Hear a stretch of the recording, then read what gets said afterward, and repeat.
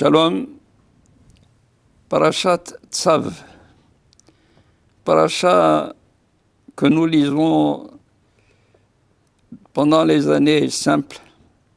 On se rappelle, les années simples, c'est les années de 12 mois, tandis que les années embolismiques, c'est les années de 13 mois, mais dans les années simples, Shana Pshuta, nous lisons Parashat Tzav juste avant Pessah. Et une paracha qui parle de la Ola. Tzav et Aaron vet panav, ordonne à Aaron et à ses enfants. Zot Torah Ola, voici l'enseignement, la prescription de l'Holocauste. Hi Ola, c'est l'Holocauste, n'est-ce pas? Al-Mokda al-Mizbeah, qui est sur le bûcher, en train de consumer sur l'autel, Kol ha-layla, toute la nuit. Ve'esh ha-Mizbeah tukadbo, adaboker. Et le feu de l'autel le consume adaboker jusqu'au matin. Et les Hachamim disent, qu'est-ce que c'est Tzav et Aaron? Pourquoi Tzav et Aaron? Le Midrash dit que Moshe Rabbeinu, il a été fâché, il a été frustré que durant toute la paracha de Vaïkra, la paracha précédente, Akadosh Baruch Hu, il dit Izareku bene Aaron à Kohanim, les fils de Aaron, les Kohanim. Et toujours il parle des fils de Aaron, mais jamais Aaron. Et Moshe Rabbeinu, il a été réellement bien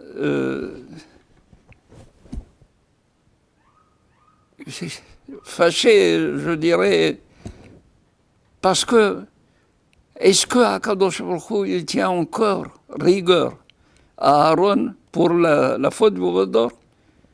À ce point, il l'éloigne, à ce point, il le laisse sur la marche.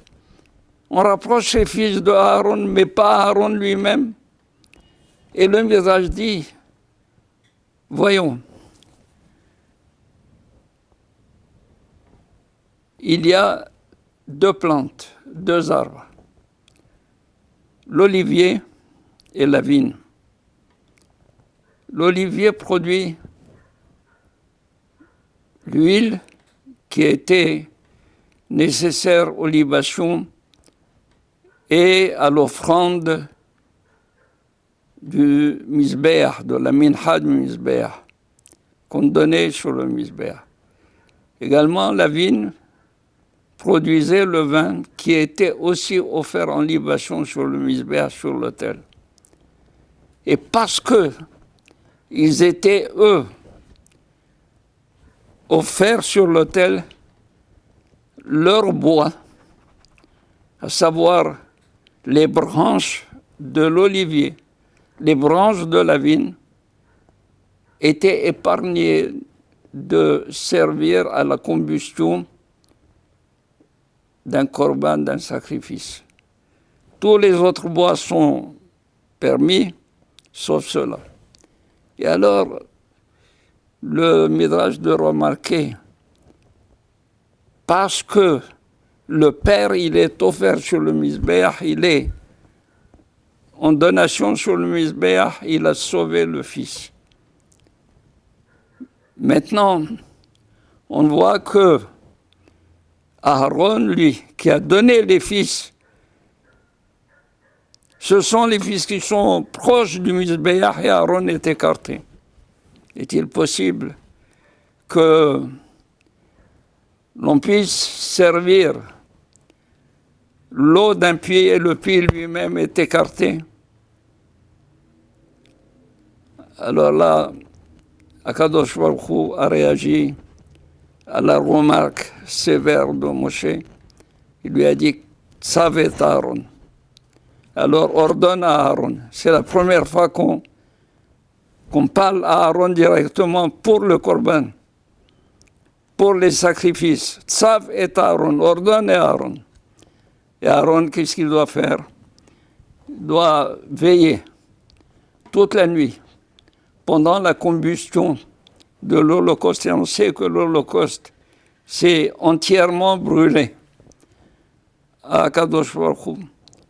La seule chose que peut avoir le Kohen, dont il peut jouir le Kohen, c'est la peau de la bête qui a servi comme holocauste. Mais aucune partie de la chair de l'holocauste n'est mangée par les Kohanim, contrairement aux autres sacrifices, savoir Hatat, Hacham, Shlamim, où une partie est consommée par les Kohanim et par Aaron. Celle-ci, non, elle doit être brûlée. Tzavet Aaron, ordonne à Aaron, et qu'il fasse très attention, que pendant toute la nuit, il ne doit pas dormir, alors qu'il n'a aucun intérêt. Il n'y a aucun intérêt. Le seul intérêt, c'est de veiller à ce qu'il y ait une combustion de l'Holocauste toute la nuit. Et le feu de l'autel doit brûler, doit consumer le sacrifice. Et ça, il doit veiller à ce que cela se fasse selon les règles de la loi.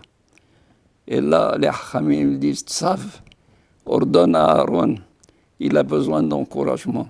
Surtout quand il n'y a pas de gain, surtout qu'il y a un manque à gagner, surtout qu'il n'y a rien à la fin. Il n'y a aucun intérêt, aucun bénéfice à la fin de faire plus attention, qu'il soit plus encouragé, plus zélé toute la nuit.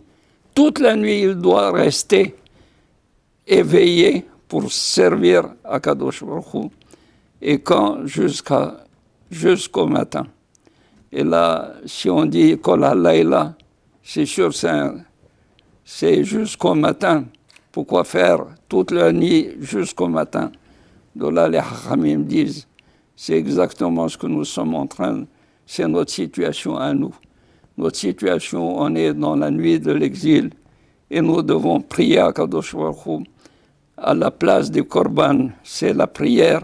À la place du sacrifice, c'est la prière toute la nuit avec zèle, avec chaleur, comme si le feu du sacrifice, du feu de l'autel brûlait en nous, tout cas de beau, consume beau à l'intérieur de nous, afin de mériter à Boker.